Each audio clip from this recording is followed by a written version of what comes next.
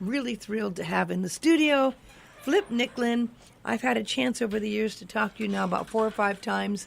And Flip Nicklin is a world-famous whale photographer. He put out about 10 books, but there's 4 or 5 if you go to Amazon right now that look really good that are up there. On top of that, he is also the co-founder of the Whale Trust. He's with National Geographic and gets to do tours with them, which, I could go on and on and on because the National Geographic tours, Flip, are considered to be like the dream ones you could go on, right? They really are. My wife and I both work with the Lindblad Geographic Tours, and sometimes at the end of the summer when you feel like you'd want to go on vacation, to realize we're really going on vacation with a bunch of friends, and we're getting paid to do it and to share what we know about the places, Alaska, the Antarctic, wherever we're going. And there's even a Galapagos trip with Geographic as one of our ways to donate to Whale Tales this year. So if you look on the website, it's a great trip. Oh my gosh, we're going to have to just do a whole show on that. Sure. So how many times have you been to the Galapagos? Oh, probably a dozen. Wow. I went there the first few times I never went on land. I was down looking at sperm whales with research offshore, and then I started doing the geographic trips, which are on land and in the water. And it's a place everybody should go just to find out where our ideas come from with Darwin and people like that. And that's a very good point. Very good point. I think you got involved with the Whale Trust about 12 years ago now. It's been about 12 years, right? Whale Tales. Whale Tales. Yes. Whale Trust started, I think, 2001. Mm-hmm. But we a part of what we do was to do research, and that's the main thing we're doing here. Yeah. But also to publish that research both in scientific peer reviews and also in popular National Geographic primarily, but also working with films to find out what the story is and share the story. And in 2006, folks from Kapalua came up and at a dinner, the late Gary Planos was the golf pro there. And at the end of dinner said, my boss is interested in doing some kind of a benefit, maybe around whales. Do you have an idea? So we lied and said we did. And that turned out into them supporting the first couple of years and trying to figure out how we could take what we're learning out in front of town here with the little boats with the yellow flags or studying whales, and share it with the community so you know what they're doing and ask for community support. Mm-hmm. And it started out very small.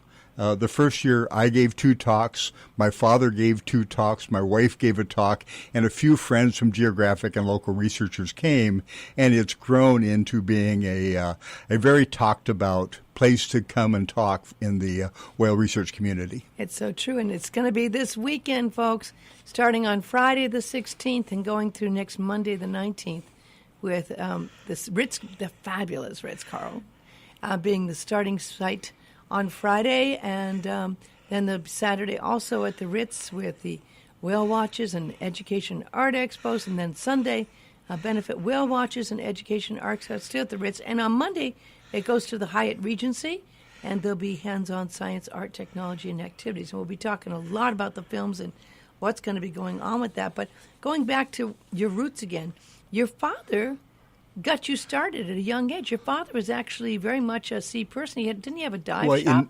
We had a dive shop in San Diego in the 50s, late 50s. And in 1963, my father had inherited a couple cameras from one of the first diving instructors at Scripps Institute. Oh, my. And he was out with buddies trying to figure out how to work the cameras. Yeah. And he had a movie camera and a still camera, and they found a trapped whale off of La Jolla in Southern California. And they jumped in. Whales were not what they are today. And they jumped in, and one guy had a spear gun to protect him. The other guy went to look at the whale. It was caught by the anchor line to a gill net, so it wasn't going anywhere. And my dad photographed it, and he filmed it. And then at the end of it, he, being a small businessman and seeing a business opportunity, he crawled up on the back of the whale and had his picture taken. And that led him to be in the newspapers and also to going back to New York City and being on a TV celebrity game show at the time called To Tell the Truth. I remember To Tell the Truth. And he was one of those guys telling the real story. And a guy from National Geographic, Bates Littlehales, saw the TV show, got in touch with my dad. They became great friends, but my dad was a whale expert. He'd seen one. I love it. That's a great story. That's a great story. Well, we all know how respected National Geographic is, and it's kind of like, well, I have to say at that time, I'm sure it was a boys' club. There were not many women involved. Right? There were a few, Jody Cobb and a few, but yes, it was a very clubby, very family businessy. Yeah. But that led us to Maui, because my dad, because of that, and meeting the people from National Geographic, came to Maui to do humpback whales the first time. The first two stories that National Geographic did that featured the whales here were in 1976. My dad worked on that with Bill Kurtzinger, and in 1979 he came back again and did that story, and I did all the stories after that that featured this area. So it was... that was in the early days. Yeah, early days, and having no idea. My dad came out and dove with us in 1999, and we were looking at a bunch of the things we're studying today, and he looked down and he pulled me aside and said, were they always doing all this stuff? Because they were just looking for a friendly whale or a cow-calf, just any whale they get a picture of. Yeah. They had no idea all the things they were doing out here. Well, it's so evolved since then, my gosh. I mean, my mind kind of boggles at what has happened and all the information and how huge it's become as an industry now, too. As you know, back then, the whales were an endangered species. When I came here in 1979, I worked on an IMAX. My dad became the second camera guy to all kinds of films. And people would ask him, and he'd tell people he was the second best whale photographer. He said, well, who's the best? He said, whoever hires me this week. But I came to shoot production stills on an IMAX film and met all these researchers that were working here. At that point, humpback whales were protected in 1966. In 79, there were probably less than 1,500 humpbacks in the North Pacific. We did a big survey that ended in 2006 where they found that now there are 18 to 20,000, and they've continued to grow. My guess would be they're over 25 to 30,000. So they've come back. They've been tremendously successful. And we were out this morning, and one of the things we've noted this year is there's so many whales right now. There's just unbelievable numbers of whales. We never saw cows and calves close together. And the last few days, we see 3 or 4 cows and calves really close to each other. And it's amazing. It is amazing. Absolutely. And you know, you have done, gosh, thousands and thousands of pictures of whales. And if people, you know, have seen some of your great photography, I mean, you're really famous for that. You became, over the years, considered the most famous whale photographer. And with some great photographs. You even had... You told me a great story how there was a book you didn't even know you did that's in the Smithsonian put together a book and used your photographs. And then they had someone else write the stories, right? Well, you know, what was great is I met the researchers working here. And that's where all this comes from. And I would come in, and my job was I came in. My father had done the film Gentle Giants of the Pacific. Oh, really? Gentle giants drifting through the blue abyss, blah, blah, blah. And when I met Jim Darling out here in the IMAX film, we looked down. There were a bunch of males chasing a female, and he was going, get pictures of those bloody head knobs. And I was going, well, that doesn't sound like gentle giants to me.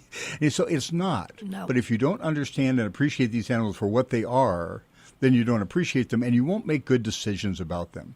So I thought my job was taking what we think about whales, finding out what we're learning about whales with science, and try and bring people along, but keep the magic and the love of whales as you're doing it.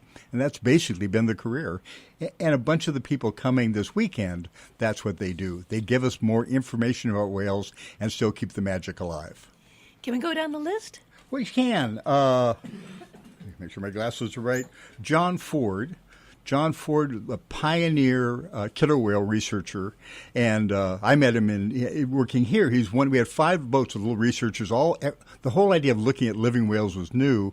John, as a grad student, thought he could tell different groups of killer whales by their sound, by listening to them, and it was voodoo science at the time. Well, he turned out to be right, and he ended up at the end of his career running the Canadian programs on marine mammals for the Canadian government in Western Canada. So he went from voodoo science to top scientist. Wow. Is he going to be on Friday? He's going to be on Friday. Marty Wolf. And I should say the time because I didn't before. It starts really right afternoon, 12:30 p.m., and it goes to 5:30 p.m. on Friday. But there'll be a couple breakdown sessions. There's also a 2 p.m. to 5:30 presentation, right? Because there's two parts. There's the Education and Art Expo at the Ritz, and then there's also the presentations. Right, yes. Marty Wolf is going to talk on Friday. Marty, I remember his name. Marty's great. Yeah. We've started out, and it was all science, documentary photography, and education, because that's what we knew. And I met Marty a few years ago, who's an artist, and who's an artist telling the story of whales and whale watching at a level really beyond anything I dreamed of. Mm-hmm. And he's a hilarious character. I mean, he's fun, he's funny, and he's really taking whale watching pictures from whale watching boats legally to a completely new level. So we put him on. He brings whatever friends he wants to talk about whales, whale art, and whale watching. And it's always, I never know what he's going to do, but I know it's going to be interesting. Mm-hmm. He's become a great friend and has a whole new dimension. Oh, yes. No, I think this is his fourth year or so. Mm-hmm. No, he's a tremendous addition. Christine Gabriel works in Alaska, close to where we live in Alaska, with whales in Glacier Bay. She also is doing work on the Big Island, and she's with a group of people that are studying a bunch of the things, whale song, migration, looking at whales and whale behavior on the Big Island, and she's done that for years. Well, there's a fascination with the whale song, and still a lot to be learned.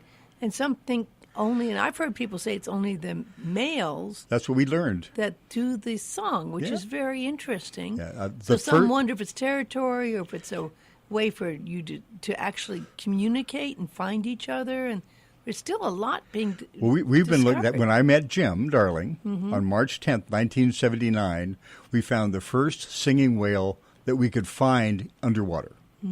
We call him Frank because he was the sixth whale of the day. A, B, C, D, E, F. F as in Frank. Oh, I thought it was for Frank Sinatra. Everybody thinks that, or Frankie Valli, or one of those characters. And on that day, Jim asked if I could dive down and free dive under this whale and shoot pictures of its genitals to find out whether it was a male or a female. I don't think he told me how loud they were. Is it really that loud? It's 160 decibels. It's like a jet engine loud. It really is. And as I got down, and this is snorkeling down, as I got under the tail, you can feel your whole body, your air spaces and your sinus. And I mean, you almost can't think. It's just pounding on you. And just as I got under and started to take a picture of the tail started to lift up above me. And every Gregory Peck scene with Moby Dick came back right then.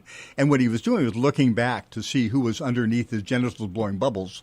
Which, that would make him think understand. Twice. But we found out with Frank, and then I came back the next year to do more pictures. We identified all the singers we could find, and all the singers we've ever been able to find sex of have all been males. You know, and as much as I've heard, and I've heard quite a few whale songs with the mics going down, but I never knew they were that loud, because you hear them underwater and you don't know how far they are away. Because it carries so long and far. But to be right on top of it, it was that loud. So when I started using small video cameras, we'd go down with rebreathers and sit on the back of whale, not on the back, but close to the singer underwater, and it would blow out the speakers when two dives. Seriously? It just shred the little baffles in the speakers because it's an amazing sound. When we've been talking about, Jim Darling will be talking about whale song and what we're doing now, and we've worked at answering a bunch of those questions. We don't know what whale song is exactly, but we know a bunch of things it's not. But and then some people think it changes from year to year. Oh, it does, and it is continually changing. Mm-hmm. It changes and moves around. And one of the studies we're doing now, that Jim's probably going to talk about, he talked about it earlier this year, was we look at Mexico, we look at Japan, we look at the Philippines in here, and look and see how those changes and how those songs differ. But each year, as you come here in January, you get a song, and it will be different by the end of the season. And when it comes back to next year, it'll be subtly different. And you see that some of those changes are incorporated in the other locations. That leads us to assume they're moving from place to place, and the different populations are probably interacting. So there's an integration of the sounds. Well, that's it. And the idea is to try and do science that also helps with conservation issues and conservation decisions, and knowing whether they're mixing populations or not is one of those big questions. And it's interesting because I'd never even considered it till we started this talk today. You said the killer whales have a different sound with their song than the Well, and humpback. John's Do stuff- the blue whales and other whales have different? They're all really different. And one of those things, and I think Kate Stafford, one of the people coming a couple of years ago, this is all over the map, but that's the great thing. Is we're going to have people talking about stuff they do, not that they read about, not that they studied, and people can ask them and find out what's going on, the details. But a few years ago, and I'm the photographer, so I'm interpreting the science as a photographer. But Jim got a call, and there was some whale song from the Sea of Akats, from off of eastern Russia. Oh. And they're asking what kind of humpback is this, and do you know this song? And it wasn't a humpback song. It was a bowhead whale, the northern right whale that's up north of Alaska and up in those areas. And sort of looking at it, and not only was the sound very intricate and very different, but bowheads could sing two themes at the same time. Wow! So they are different. Blue whales are a low moan. Even humpback whale stuff. The song is different than other communications. If you're singing two songs at the same time, that's so amazing. What a concept! We have the tools are better. The people know more. There's just flooding stuff coming in all the time. There was just a big conference in Halifax where you get 2,000 researchers together showing all the new stuff and little things. We're better to do presentations on how song is changing. We have better tools for measurement. I mean, just the drones and getting aerial views has changed a bunch of what we look at. But it was described, Jim Darling was talking to a geographic researcher, and she, after talking to him, said, well, it sounds like you folks, us, the guys that started in the 70s, have discovered a new continent. And the next generation gets to find out what's in the interior. And I think that's probably a very good. Well, and again, folks, this is Friday, and it's done by donation. A suggested donation, I think, is it $20? $20 would be great. And we encourage more, but if you threw $20 in, that would be great.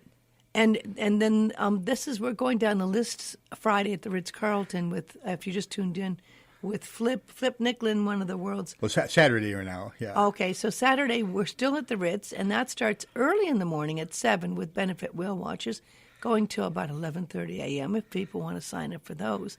Are there going to be some of the... And the presentations are in the afternoon, so that's... Okay. Yeah. And do some of the people who are talking going out on the whale watches? They are, and you can get a full list at the Whale Trust site or the Whale Tales site that I'm sure we've got there. And... But let me go to the other Saturday people. We mentioned... By the way, it's whaletrust.org. Yeah, okay. Whaletrust.org. Okay. But we've got Jim Darling, and Jim Darling is who I started with, who's been studying whale song and gray whale work for years and years. Oh. Since he came here surfing in the mid-'60s and saw a bunch of whales and stayed. And he's one of the real pioneers. Kathy Moran is a senior editor at National Geographic for Natural History, and she's been there her whole career. She's been there since the early 80s. Wow. And she's the main wildlife person. If you're going to do a whale story, and she's going to talk about just that, about how our views of wildlife have changed and natural history have changed over time at National Geographic. And, of course, National Geographic has changed with it now with its great own channel and all the what you can see and involved in and everything that's evolved. Now Disney has bought all that, so it'll be really interesting to see where it's going. Ralph Lee Hopkins, if you loved the idea of traveling with National Geographic and Lindblad, he's their main photographer for Lindblad, and he's a tremendous photographer. He's also been very generous, and for the last few years, he's led a small, very exclusive whale photography expedition here, where he'd go early in the morning and late in the afternoons with very good guides, and especially to try and take nice whale pictures legally offshore, and with big donations to whale research. As they're doing that, this year he's starting to do the same thing in Alaska where we live in Juneau, but I think they sold out in 20 hours or something like that. But that idea of taking people out, looking at whales, photographing whales with people who are thoughtful about it and know what you're looking at is been very, very popular. And he's going to be out with one of the whale watches. He's going to be on whale watches, and he's going to show his stuff. So you can pick his brain and follow his. And he's very knowledgeable. He's a great photographer. On Sunday, we have Scott Krause and his wife Rosalind Rowland. Scott, they work with probably the most endangered big whale today. We had both the North Pacific and the North Atlantic. The North Atlantic right whale is very, very small population. They've had big losses in the last couple of years, and it's the right whale because it was the right whale to hunt. It was had very good fat content, and when it swam slow, and when you killed it, it floated. So in the old days of whaling with rowboats, it was the whale to get. But it's very, very endangered, and he's been working as long as I've known him for almost 40 years on the issues with right whales in the North Atlantic. And not a lot of people talk about those whales here. Well, they do on the East Coast. It's a big, big issue on the East Coast. And we are so lucky here to have a happy story. You know, if you're working here, you've got whales that are doing very well. They're coming back. Whatever we're doing it right. You know, between the whale watching and the research, there's some great stories of return of harbor porpoise to San Francisco Bay, but there's other populations like the North Pacific and the North Atlantic right whales that are really on the edge and maybe disappearing, and that will be a sad thing. But at least here's someone that takes that big issue and can tell you firsthand what's going on today. And they're protected, I assume. Oh yes, it hasn't stopped them from disappearing. Yeah, I mean, no one's. They're not being killed on purpose. They're not being. It is ship strikes. They're very slow. They tend to swim in shipping lanes. Oh my! But here's someone who I know the published issues. He'll know what hasn't been said yet, and having those guys along will be great. Yeah. Ed Lyman is always wonderful. I mean, Ed with disentanglement of whales, and I worked with him on a number of issues, both in Alaska and here, and he'll give you the latest in what we're doing to take whales with gear on them and set them free. I always kid him about going back to when my dad found that whale tangled up. And actually, the whale my dad found, it was 1963, at the end of it, he dived down snorkeling, took the line off the tail of the whale, and the whale swam away and was fine. But I should mention, but there's much better gear for doing that today. And you do free diving because you had to do that kind of. A lot of that stuff you couldn't have done. Right. And you do with free diving. You have some kind of flexibility, and also you could take pictures without bubbles and things like that. It's fast and easy with research, and some of the things that are happening, the new gear, so remotes, drones, rebreathers. I think there's going to be all kinds of exciting new ways to look at whales coming up. And I have to ask you about that because I find that the drones can be very noisy above water. I would imagine they're noisy underwater. We already have a lot of noise pollution. How do you feel about the fact that people may be going down there with drones that might be noisy? Well, there's a big sound loss through the surface. I doubt that drones bother humpbacks. There's a 60 dB loss through the surface temperature.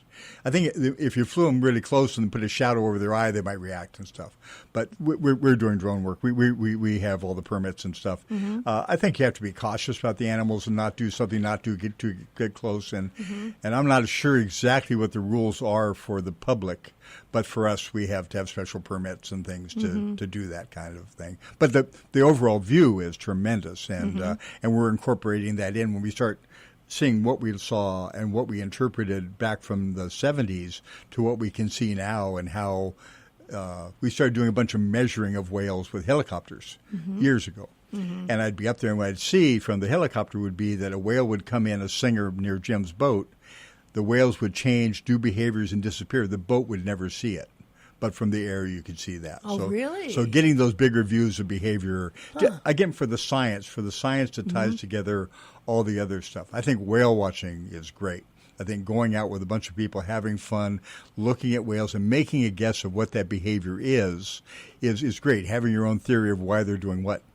Trying to figure out how you prove that, how you measure that and get it through peer review, then it becomes more work as you go along. Well, and of course we're blessed here because we respect that, but they're starting, I think, finally in Japan and other places to realize there can be money in whale watches rather than killing whales, Oh, and I think it's real. One of the things I do at Whale Trust is work as liaison to our big donors and board members. So they take some of the stuff that they get from the internet, and I can help interpret it towards and compare it to what we know scientifically.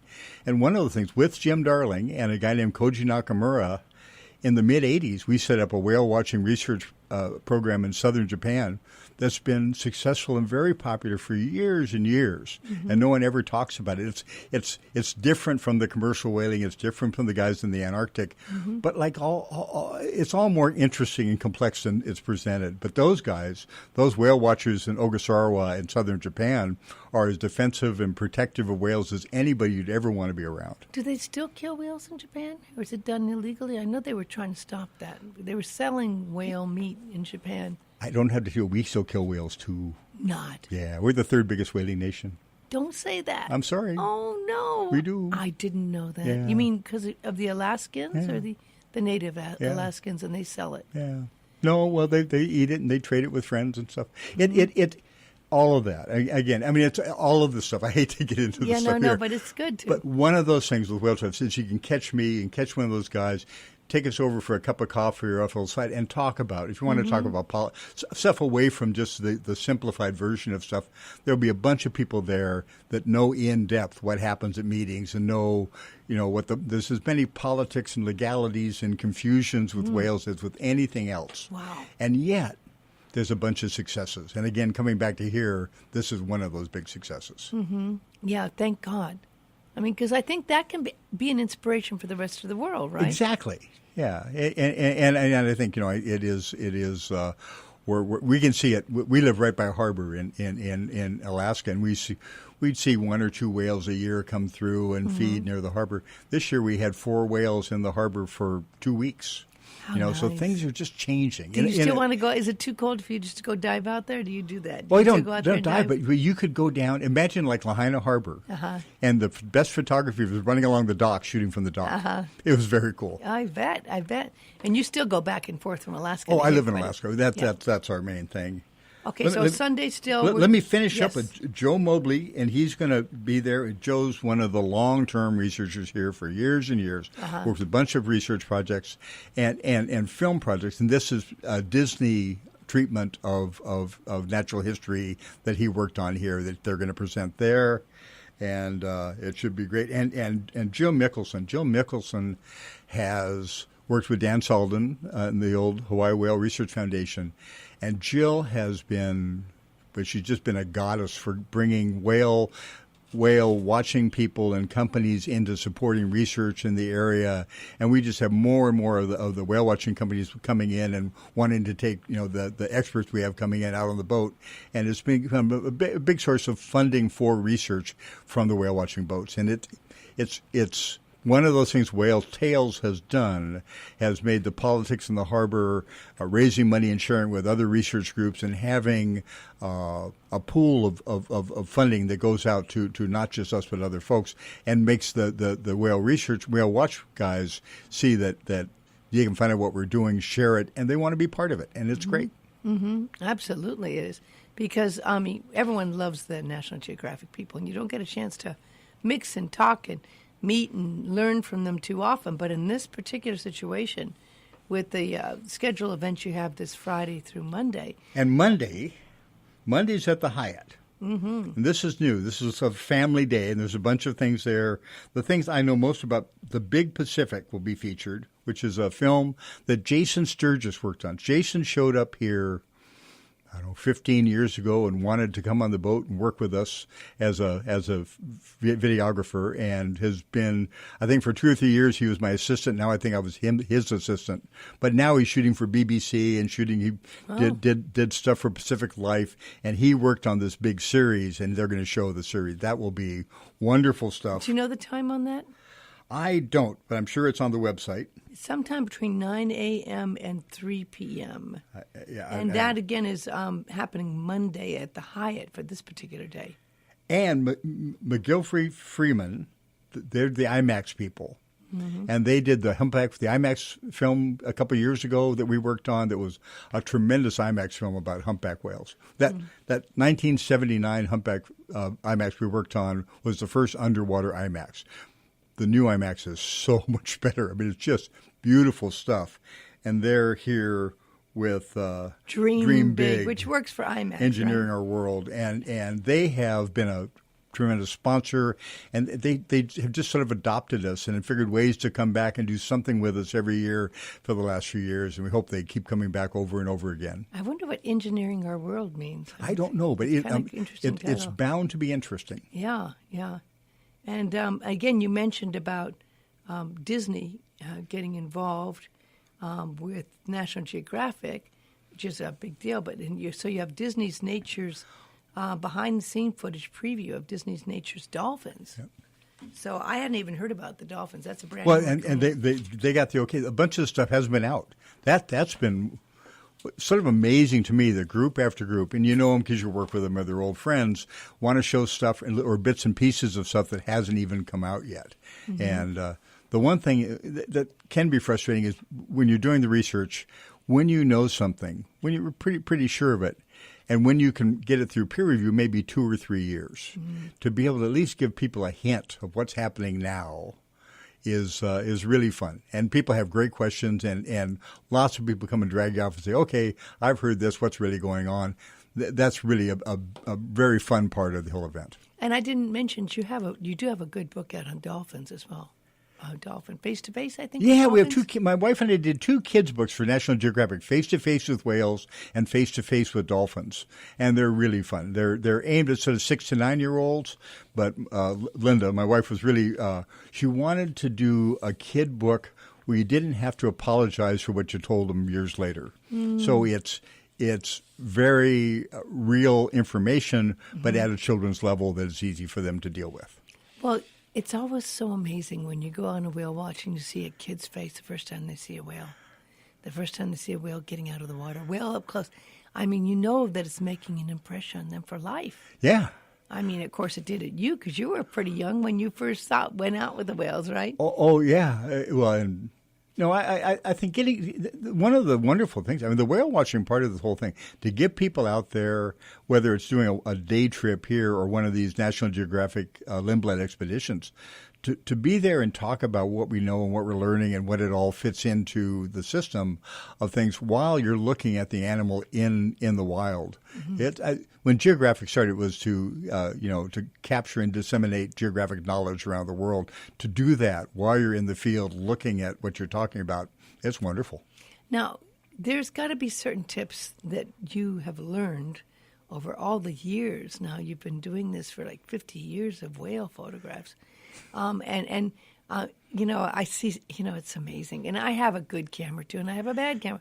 I have my iPhone. I have my Canons. But you know what? You'll end up taking your phones, and you see people go out and hope they see a whale out there. And next thing you know, they're holding up their iPhone thinking they're going to get a picture of this whale that's out there. And it's like I said, if that's going to come out like a little dot there. I'll give you 2 things. Okay. 2 things. One is if you have a camera that has all these scene modes, it's got all these different things, picture of a flower, there'll be a sports mode, which is an action mode. Mm-hmm. Put it on that. Because for whales and doing activity, that's it. Mm-hmm. The second thing, I don't care what kind of camera you have, including an iPhone, the best stuff on your whale watch will happen close to the boat. Mm-hmm. It all won't, but right. sometime during that trip, the guys with long lenses will wish they had an iPhone. I hadn't thought of that. Be ready for that. Well, and we've seen this happen. As you said, there's so many whales out there now. I mean, that, you have the reality is you have more chance to see whales and photograph whales because there's more whales out there in the sea, And, of course, you're never allowed to chase after whales, but the whales do come. Oh, they come to you. They do. We had whales today. We were watching an active group out there, and they disappeared for the longest time. And for some reason, I just looked down, and one of them was under the boat, upside down, looking at the boat. Really? And that happens. One other thing, and this was the first whale quest, the first time we did one of these events. There was a gentleman in the front row saying, how can I take whale pictures as good of the pictures I take of wildlife in Africa? And I thought about that. And finally we said, well, how much time did you spend in Africa trying to shoot wildlife? He said, 10 days, all day, every day. And he said, how much time whale watching? 2 hours. Yeah. If you go on more whale watchers, you'll see more stuff. Yeah. No, it's true. And then you have the shades. There's the blue. You're out in nature in Africa, you get a lot of yellows, you had a lot of, different kind of colors. But when you're doing whale pictures, you're going to have blue. You're going to deal with all kinds of shades of blue. Yeah. And on top of that, you're dealing with a big subject. If you're up close, it's a big subject. I imagine it's more than you can't get it in, even in a wide-angle lens, if you're up close, diving close to it, right? So that's one of the tricks. Yeah, really wide lenses and working close to big animals. But again, go at sunset. Mm-hmm. All that blue turns to gold, and it can be very nice. Good point. Yeah, there's always that golden hour. That's something that comes up in every geographic story. You can't have too much blue. But one of the things we're doing this year is more not only sunset trips. We're doing some evening trips. Oh, really? And you can find them. Can you see the whales in the evening? No, but you can hear them. Oh. So you go out at sunset, you shoot until the sun goes down, and then socialize out there. And actually around this area, in a lot of areas, they sometimes sing more at night than the daytime. So you're out there, it's a nice evening, you have a little snack, and listen to whales and talk about what whales are doing. So I've heard that they've never been able to photograph whales mating. Is that true? Well, not humpback whales. Humpback whales, right? Yeah, the other whales, like bright whales, the pieces are coming over you the whole time. Yeah, and it may be, we have better tools all the time. We have drones and stuff. We haven't seen it. And that's a big question. And one of the things, we have 3 studies right now. One, the song work we've done for a long time. Female choices, what the female state is in their choices, trying to figure pregnancy state, and where you can't, to find out when mating happens, you have to figure out when. You can't figure what's happening before and after until you figure out when mating happens, and we don't know yet. We haven't seen that. But it's happening because there's more calves all the time. Yeah, absolutely. I'll keep this as G-rated as I can. Okay. The whales that you see mating a lot have large testes weight, sometimes 3% of body weight, gigantic. Humpbacks are 0.016. They're quite small in the scheme of things. So probably whatever they're doing is quite quick, maybe underwater, but we don't know. It's really nice that there's still mountains to climb and things to see. So much to learn. When we're going out, you're going out and you're trying to answer a question. You're trying to get skin samples or IDs or recordings, but you also bump into things that surprise you. And I think that's probably what's going to happen. Someone on a whale watching boat or flying a drone or some researcher looking at something else is going to look down there and see it. And but it may be fairly quick. I just don't know. It's not something we're out looking for, but whatever's going on as far as mating and having calves, it's working very well because we're seeing lots and lots of babies out there. Do whales sleep? Yes, not like us. You can't make them unconscious. They're conscious breathers. One of the things that Lily did years and years ago is he tried to anesthetize dolphins and they die. If you knock them out, they die. So it's a I guess profound resting. You see. Singers are down for about 20 minutes or so at a time. Some females we had down up to 45 minutes, and they're just holding still, barely twitching, barely moving, and they're they're resting or whatever they're doing. They're not swimming around. They're meditating. It could. Well, I go there. I go there waiting until they get to be the right time for mating, and Linda goes. They're doing telepathic love poetry. So it's somewhere in between. There we go. I like that. I like that. I can do that. I can do a book of telepathic love poetry with whales. I could do that. That's funny. That's good. They inspire all kinds of things. I like your wife. Right now, I think that's a brilliant concept. Yeah. Brilliant concept. So there's these things that, as an explorer and adventure, and of course the National Geographic has a whole cadre of explorers and adventurers. Yeah. There's, only a few things left in the world to explore and adventure as we're going to outer space more and more out there. But, you're going to places where the explorers and adventurers go, Galapagos with National Geographic, to places that are very, very unusual. But the world's become smaller. Yes. And there's more and more people wanting to adventure tours. Yes. So it's not as extreme as it used to be at all.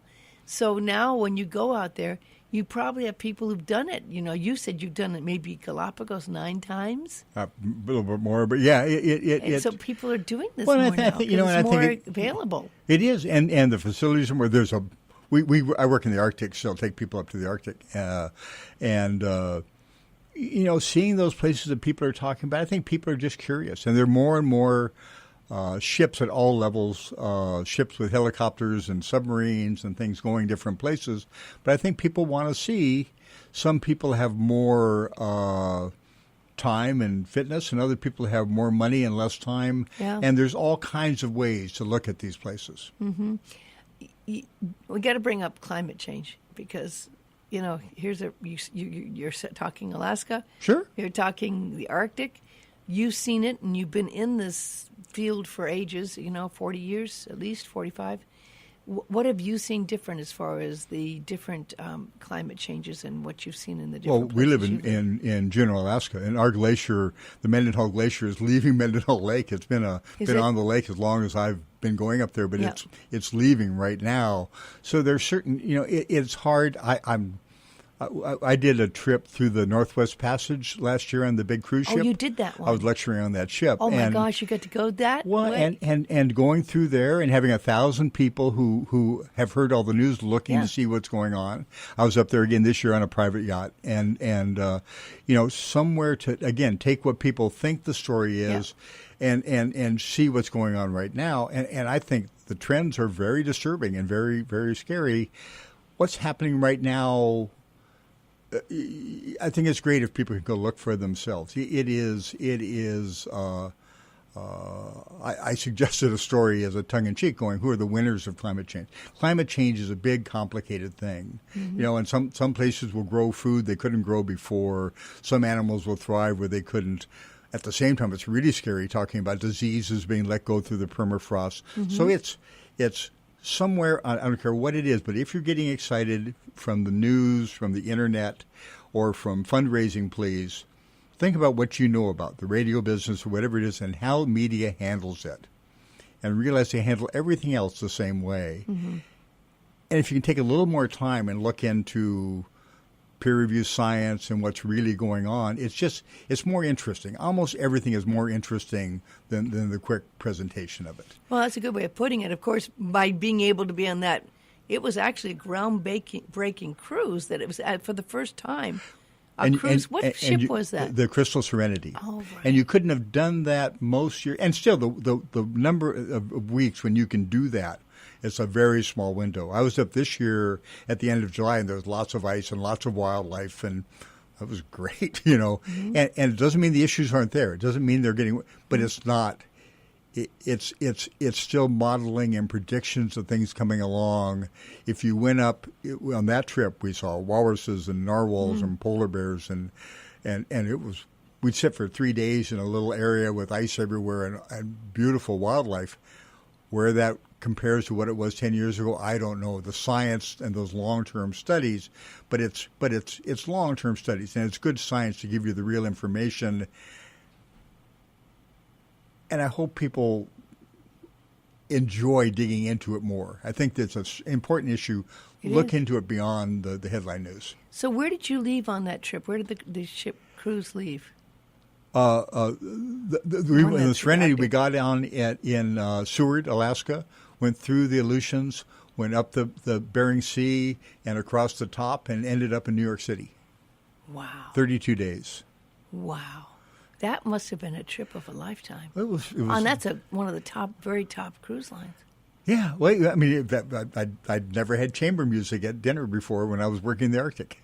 Isn't that amazing? But and you're weighing that from most of my work was done in a tent for 2 months living on a flowhead. So it's different kinds of stuff. What kind of shore excursions did you do? What? What kind of shore excursions did you do on that one? Oh, we did. We took people in Zodiacs. I mean, it was great. We work part-time for a company that takes people off. And we take up to 800 people into an Inuit village, but in small groups, never more than 150 at a time. And it was really great. They're going in and meeting local people, finding out what it's like to make bannock, bread and things, what the Indians are doing, Inuit are doing. They'd go into the communities and see art that they'd made and talk to local folks. It was, I guess the scary thing for me with big cruise ships is whether it stays like that or whether it gets replaced with their own sails and stuff. But it was very positive. I think people were a third of the people were really into the natural history part of it, but it's 1,000 people. There were people taking dance lessons, and it's a completely different kind of experience. But it was not negative. It's kind of mind blowing, really.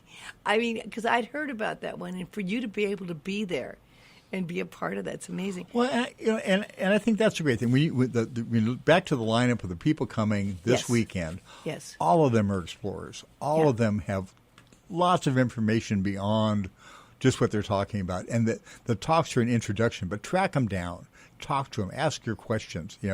I think you can do that on the cruises if you go on the whale watch cruise. And that's exactly. Most of my cruises are 2 weeks, and it's great because if you want to get into something, you might want to spend a lot of time in a general talk. Yeah. But they want to talk about something that's more controversial. Buy me a cup of coffee, we'll talk about it. So this is starting this Friday, folks. So it's really, really, really right around the corner, and it's an amazing opportunity to have experiences and to learn and to go on the benefit whale watches and to see the art expos. And there's going to be brown bag lunches with Dr. Jim Darling on Saturday at the Ritz, and the Sunday presentations. And there's a lot going on that you really probably should go to the site to find out more about, because you can go into detail there. And that's whaletrust.org, whaletrust.org. And again, remember, on Monday, it's going to be up at the Hyatt Regency, and there'll be some very special screenings. The Big Pacific, which is featured on PBS, and a film screening of McElroy's Freeman's Dream Big, Engineering Our World, and the film preview of Disneynature's Dolphins. And so this is a big weekend, and I always look forward to talking to you, Flip. I mean, you have fascinating stories. I love just hearing some of your stories, and of course the stories go on and on and on. But people can also look on Amazon and see his 4 or 5 books that are at least there on Amazon, the dolphin and the whale ones, and amazing photographs. I mean, it's always a treat to have you come in studio and have a chance to talk one-on-one with you. And please, track me down if you want to meet one of the people or talk about stories. I'm happy to talk to whoever's there and look forward to this weekend. Yeah, Dr. Jim Darley, Dr. John Ford, Christine Gabriel, President of Hawaii Marine Mammal Consortium, and Ralph Lee Hopkins, and more. Great experiences, wonderful times, and a chance for you to really get to know parts of the world and our backyard in ways you may never have known or thought about before, and to celebrate the whales as well, which is wonderful. We're so blessed. Yeah. We are truly blessed. Also, I do want to tell people they can go to find out more about Portugal.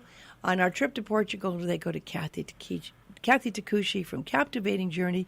Her website's captivatingjourneys.com, or they can call her at 244-1414, 244-1414. And that trip's coming up in October. It's an amazing deal.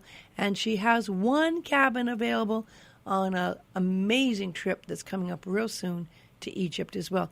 I want to thank everyone for listening. I'll be back tomorrow here, and we'll see you then. Aloha.